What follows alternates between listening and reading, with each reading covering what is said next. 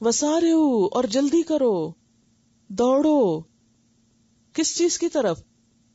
الی مغفرۃ من ربکم، اپنے رب کی مغفرت کی طرف، وجنۃ اور جنت کی طرف. یعنی دنیا کے مال اور دنیا کی چیزوں کی محبتوں میں دوڑ دوڑ کر اب بس کرو، اب اللہ کی طرف دوڑو. ان گناہوں کی معافی چاہو جو پچھلی زندگی میں ہو گئے، چاہے وہ بھول چوک کے تھے یا جیسے بھی. جو ہو گیا سو ہو گیا، خواہ وہ سود کا لین دین تھا یا کسی اور گناہ میں پڑے ہوئے تھے، اس کو چھوڑ کر اللہ رسول کی بات مانو اور اب اس نیکی کے رستے میں دوڑ لگاؤ. الی مغفرۃ من ربکم وجنۃ، اور جنت کی طرف دوڑو. کیونکہ انسان کسی چیز کو کب چھوڑ سکتا ہے؟ جب اس سے بہتر چیز اس کو ملنے کا یقین ہوتا ہے.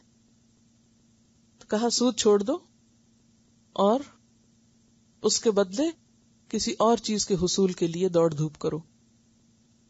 اس جنت کے لیے بھاگو، ارضھا السماوات والارض، جس کی چوڑائی آسمان و زمین کے برابر ہے. اعدت للمتقین، جو تقوی والوں کے لیے تیار کی گئی ہے. سورۃ الحدید آیت 21 میں آتا ہے سابقوا الی مغفرۃ من ربکم، وہاں سبقت کا لفظ آتا ہے، یہاں سارعوا ہے، وہاں سابقوا ہے. وجنۃ عرضھا کعرض السماء والارض، یہاں سماوات والارض آتا ہے، وہاں سماء والارض آتا ہے. جیسے کہ سورۃ البقرہ 148 میں آپ پڑھ چکے ہیں فاستبقوا الخیرات، نیکیوں میں سبقت کرو، آگے بڑھو.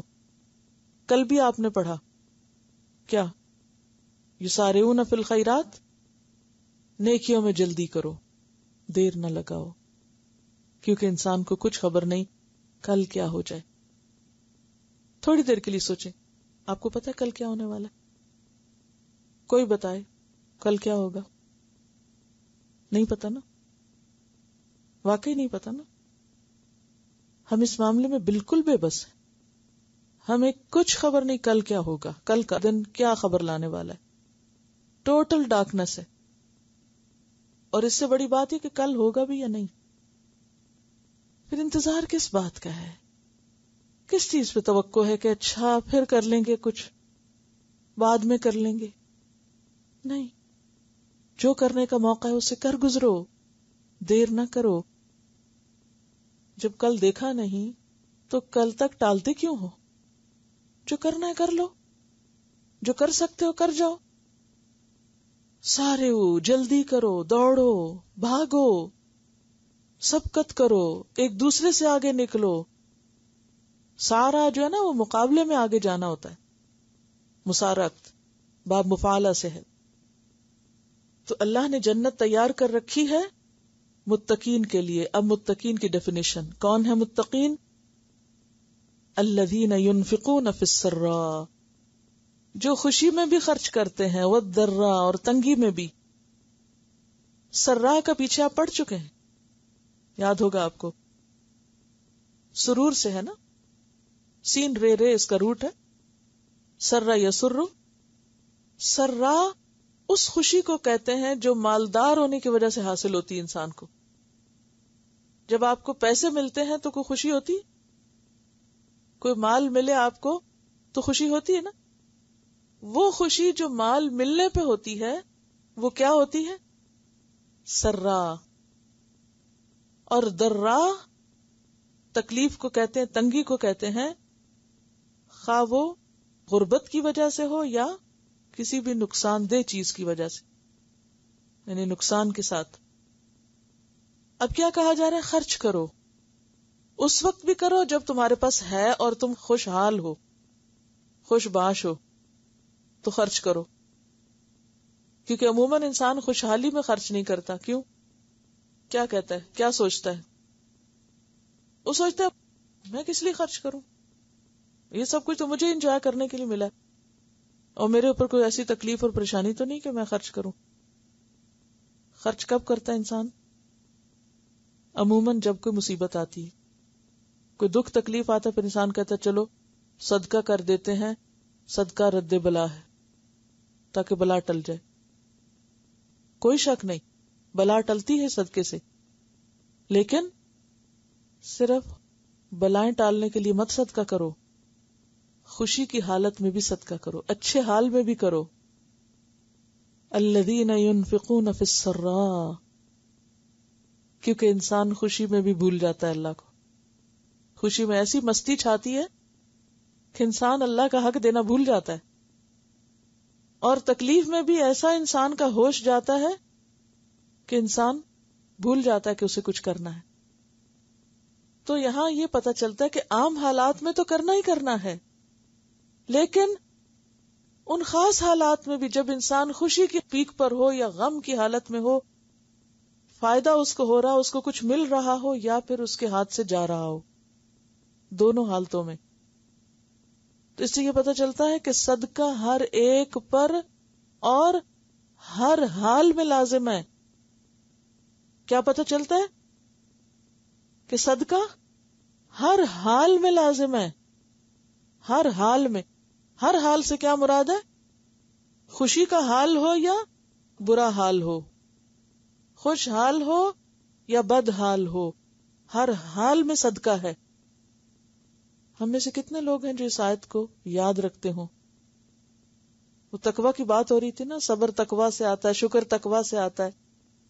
اور تقویٰ کی علامت ہے کہ متقی کون ہے؟ جو ہر حال میں خرچ کرنے والے ہیں. عموماً ہم خوشی میں تو بھول جاتے ہیں، اور تھوڑا ہو تو کہتے ہیں ہمارے پاس تو اپنا ہی پورا نہیں ہوتا، ہم تو اپنا ہی نہیں پورا کر سکتے. نہیں، سب ہی کرو. جو پورا کر سکتا وہ بھی کرے، جو نہیں کر سکتا وہ بھی کرے. کیوں اتنی تاکید کی گئی کہ مال کی کمی ہے تب بھی صدقہ کرو؟ وائی؟ تاکہ مال کی محبت کم. یہ مال کی محبت نہیں تو جنگ احد میں کام خراب کیا تھا. تو مال کی محبت کم ہو، اور پھر دینے کا مزاج. وہی جو بات میں نے آپ کو کی نا کہ اسلام دینے والا بناتا ہے اور دیتے رہنے کا مزاج پیدا کرتا ہے. دیتے چلے جاؤ، کیونکہ معاشرے میں خوشحالی آ نہیں سکتی جب تک دینے والا نہ بنے انسان. الذین ينفقون فی السراء والضراء، سورۃ الطلاق آیت 7 میں آتا ہے لینفق ذو سعۃ من سعتہ ومن قدر علیہ رزقہ فلینفق مما آتاہ اللہ، کہ وسعت والا اپنی وسعت کے مطابق خرچ کرے. یعنی کس کو کتنا خرچ کرنا ہے؟ جس کے پاس زیادہ ہے وہ کیا کرے؟ زیادہ کرے. جیسے عبد الرحمن بن عوف ہیں، جیسے حضرت ابو بکر ہیں، حضرت عثمان ہیں، یہ زیادہ سے زیادہ خرچ کرنے والوں میں سے، کیونکہ ان کے پاس زیادہ ہے. اور اس کے برعکس وہ صحابی بھی جن کے پاس صرف کل کمائی ایک مٹھی کھجور ہے، تھوڑے سے تھوڑا رکھتے ہیں، وہ بھی خرچ کرنے والے ہیں. اور ویسے بھی صدقہ مال بڑھاتا ہے، دینے سے اضافہ ہوتا ہے، صدقہ کرنے سے مال کم نہیں ہوتا. انشاءاللہ ایک پوری سیریز اس پر، صدقہ مال بڑھاتا ہے. یعنی اگر زیادہ ہے پھر تو کرو، جن کے پاس تھوڑا ہے وہ بھی اگر زیادہ کرنا چاہے اپنا مال تو بھی صدقہ کرنا شروع کریں. تو جو دیں گے اسی حساب سے بڑھنا شروع ہو جائے گا. کیونکہ یہاں اللہ تعالیٰ کیا فرماتے ہیں؟ جس کا رزق تنگ ہے فَلْيُنْفِقْ مِمَّا آتَاهُ اللَّهُ، وہ خرچ کرے اس میں سے جو اللہ نے اس کو دیا. مثلا کسی کے پاس 1,00,000 ہے تو وہ اس میں سے 1,000 کر سکتا ہے، کسی کے پاس 1,000 ہے تو اس میں سے 100 کر سکتا ہے، کسی کے پاس 100 ہے تو اس میں سے 1 کر سکتا ہے، لیکن سب کو کرنا ہے. اور پھر وَالْكَاظِمِينَ الْغَيْظَ، غصہ پی جانے والے. کاظم کا لفظ ہے نا کاف زوئے میم سے. کظمہ کا معنی ہوتا ہے کظمت القربہ، پانی کا جو بیگ ہوتا ہے نا، پانی کی مشک، اس کے منہ کے اوپر جو وہ تسمہ باندھتے ہیں نا تو اس کو وہ کہتے ہیں.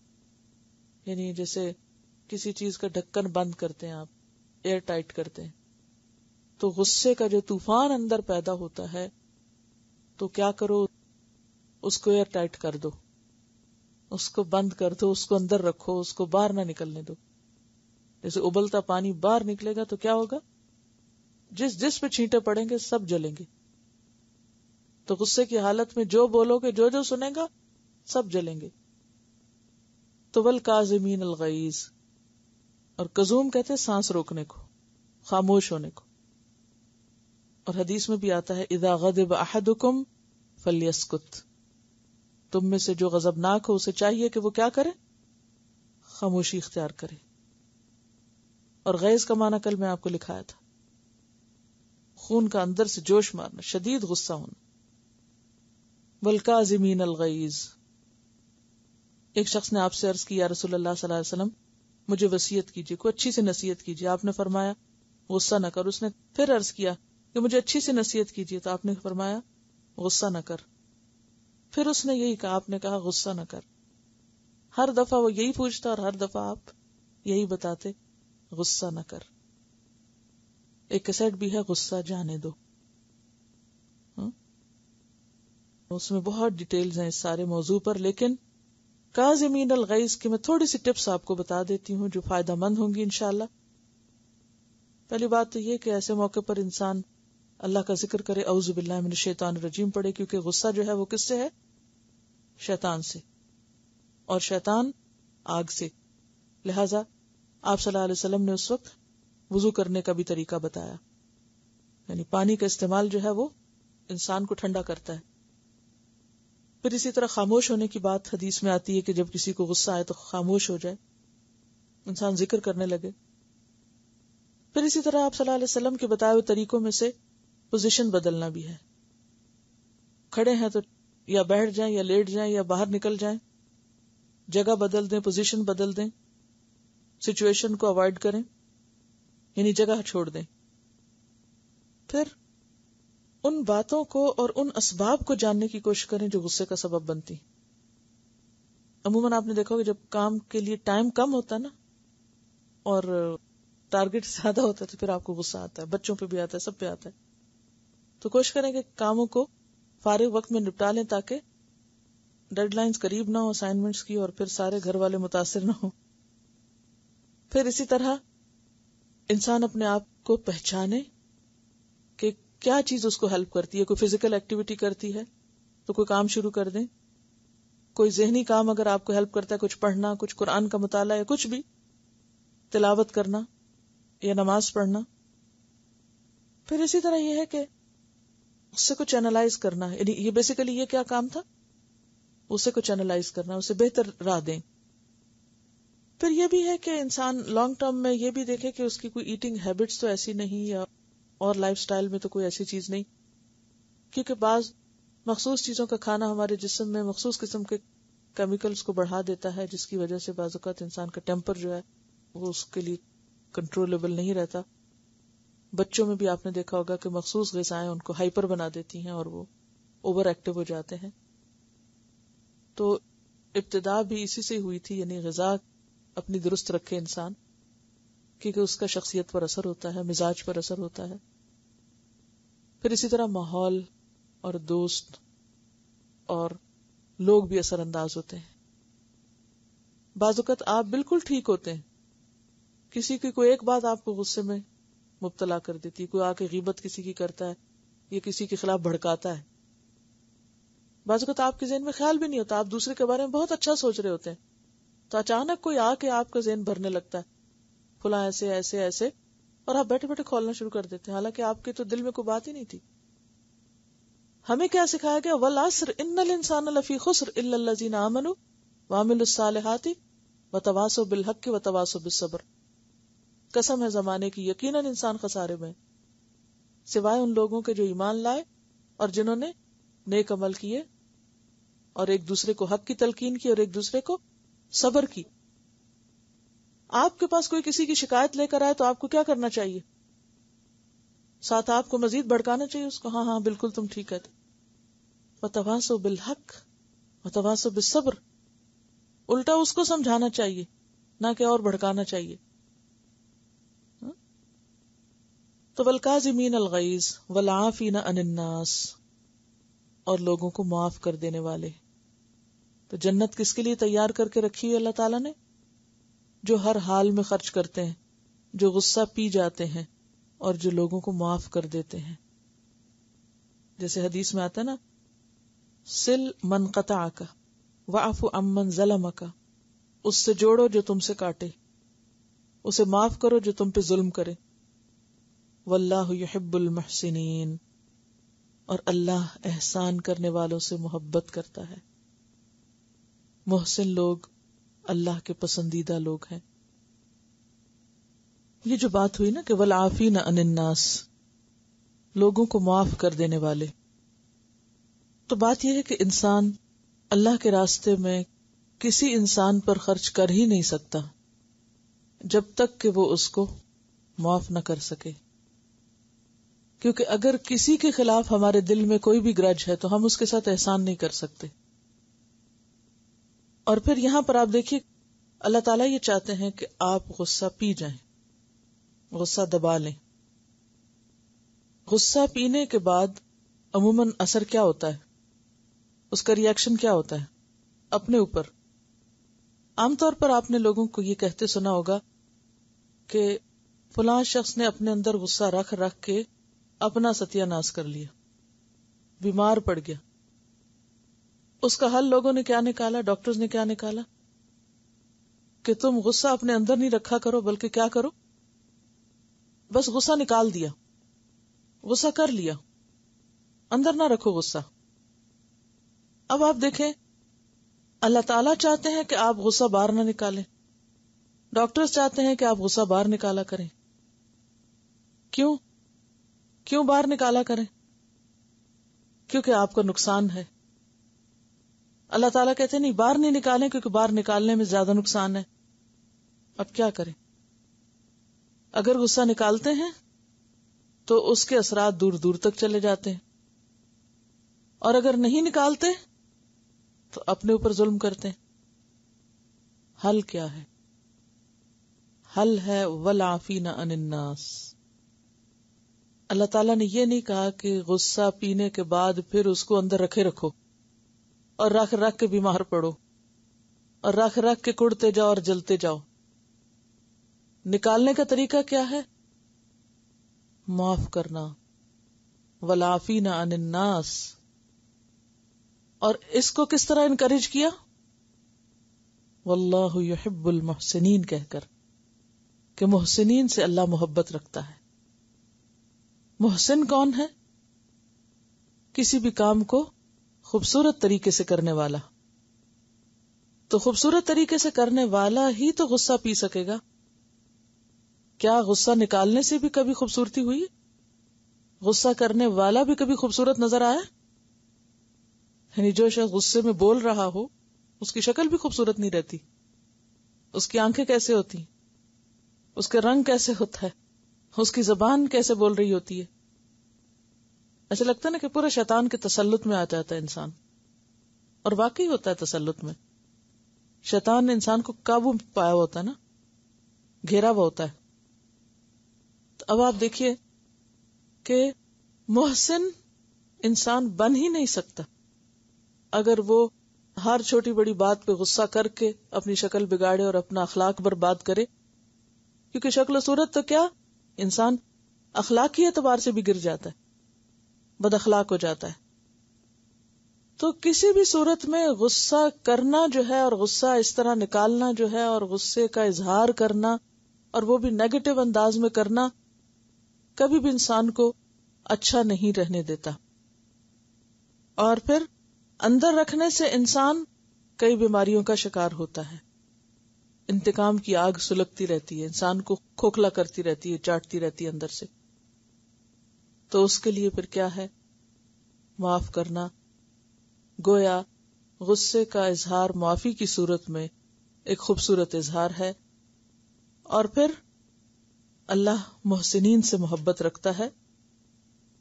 اب آپ دیکھیے کہ انسان کے لیے وہ کیا قوت ہو کہ انسان معاف کر دے۔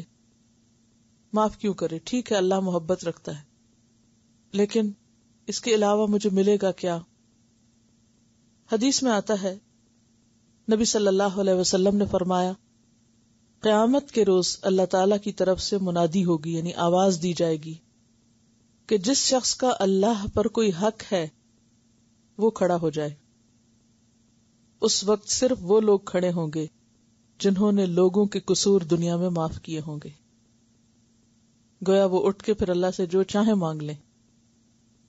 اب اگر آپ کو کہیں ایسا موقع دیا جا رہا ہو کہ آپ اٹھ کر جو چاہے مانگیں کسی سے، اور وہ بھی اس سے کہ جو سب کچھ دے سکتا ہو، اس کی قیمت بس صرف یہ ہے کہ دوسروں کے خلاف دل سے برے جذبات نکال دو، معاف کر دو۔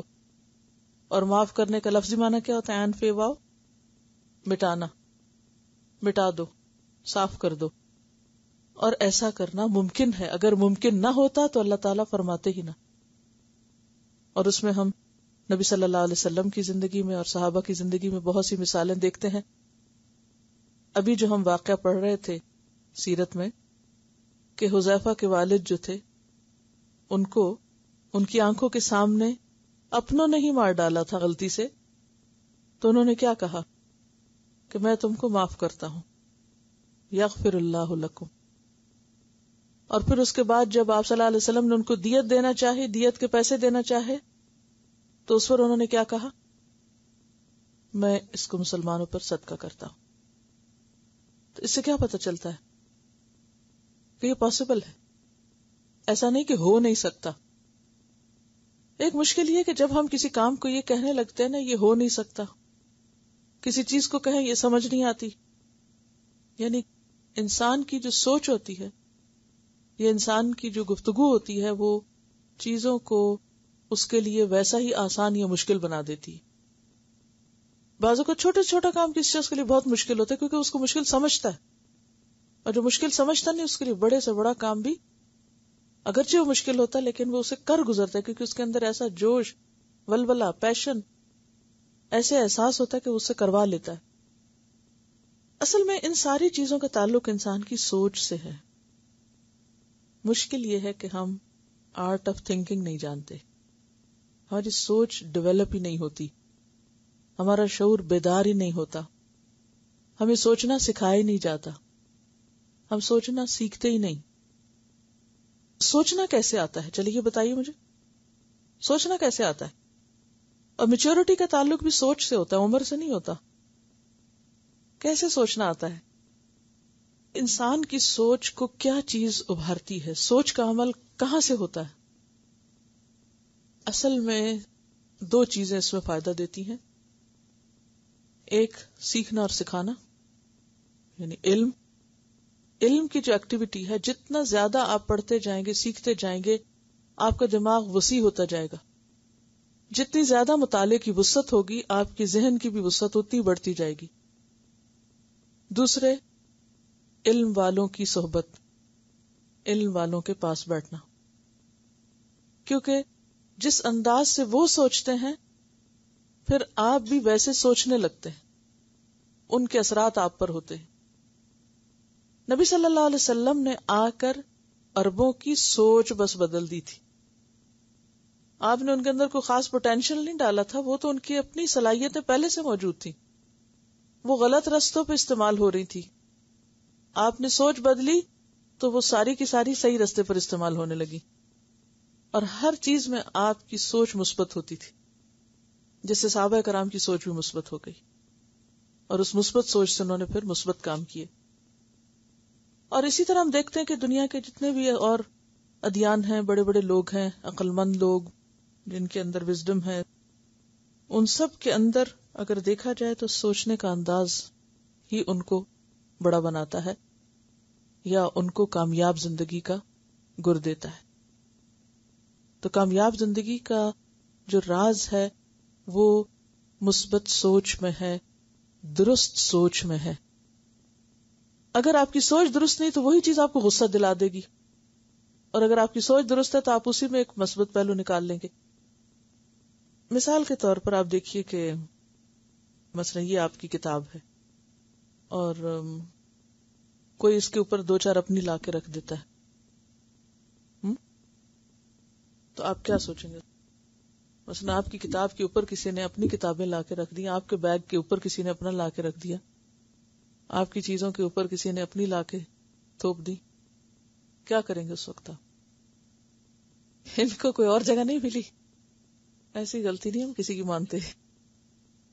دو مذہب کے لوگ تھے، تو ایک مذہب کے شخص نے دوسرے کو اپنے گھر بلایا صرف یہ ٹیسٹ کرنے کے لیے کہ اس کا کیلیبر کتنا ہے، یا اس کا اخلاق کیا ہے، اس کے اندر پیشنس کتنا ہے، یا اس کی سوچ کیسی ہے.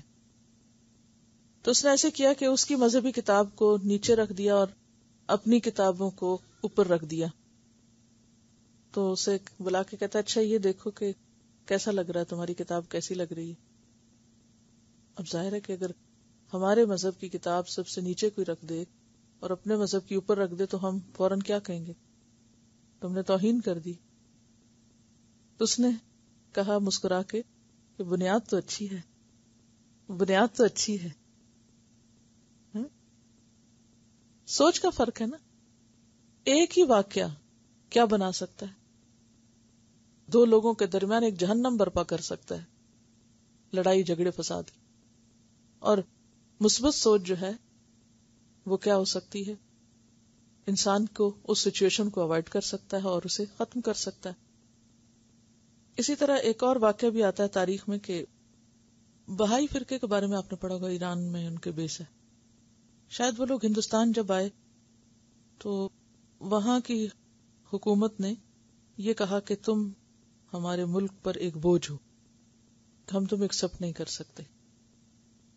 تو ان کے لیڈر نے جواب میں کچھ نہیں کہا، ایک گلاس دودھ لیا اور اس میں شکر ملا کے تو اس کے سامنے رکھ دیا، جو سمبل تھا کہ ہم بوجھ نہیں ہیں، ہم تمہارے ساتھ اسی طرح کام کریں گے جس طرح شکر اس دودھ میں مل کر اس کو میٹھا کر گئی. ہم تمہاری اکانومی کے لیے اور ہم تمہارے ملک کی ترقی کے لیے دودھ میں میٹھے کی طرح ثابت ہوں گے. تو بات یہ ہے کہ دنیاوی قوموں کے درمیان جنگیں ہوں یا افراد کے درمیان جنگیں، یہ ساری بنیاد کرتی ہیں کس پر؟ سوچ پر، کہ آپ کسی بھی چیز کو کس طرح لیتے ہیں. اگر آپ کسی چیز کے بارے میں منفی سوچ کا شکار ہو جائیں، کیونکہ کمزوری تو ہر انسان میں ہے، پاک کوئی نہیں، کامل کوئی بھی نہیں، ہر انسان میں کمزوری. اگر آپ کسی کی کمزوری کو اس کے منفی پس منظر میں دیکھیں تو کیا ہوگا؟ آپ کے دل میں ہر وقت غصہ پیدا ہوگا، ہر وقت آپ کا دل اندر سے کھولتا رہے گا، جلتا رہے گا، اور آپ اپنی خوشیاں برباد کر لیں گے. اور دوسری صورت یہ ہے کہ انسان اسی کے اندر سے ایک مثبت پہلو تلاش کر لے. ٹھیک ہے نا؟ اور اگر آپ اس مثبت پہلو کو دیکھیں تو آپ کو اس میں کئی ایک فائدے بھی نظر آئیں گے. تو ان مع العسر یسرا، ہر عسر میں یسر ہے، یہ اللہ کا قانون ہے. ہر تنگی کے ساتھ آسانی ہے، بعد میں نہیں، ساتھ. انسان یہ چاہتا ہے کہ پھول اسے بغیر کانٹے کے ملے، تو یہ اس دنیا میں ممکن نہیں. ہم چاہتے ہیں کہ ہمیں ہماری مرضی کی چیزیں بغیر کسی تکلیف اور بغیر کسی مشکل کے مل جائیں، وہ ممکن نہیں. بہرحال واللہ یحب المحسنین، اللہ محسنین سے محبت رکھتا ہے. محسن وہ ہوتا ہے جس کی سوچ میں بھی حسن ہے، جس کی گفتگو میں بھی حسن ہے، جس کے عبادات میں بھی حسن ہے، جس کے معاملات اور رویوں میں بھی حسن ہے.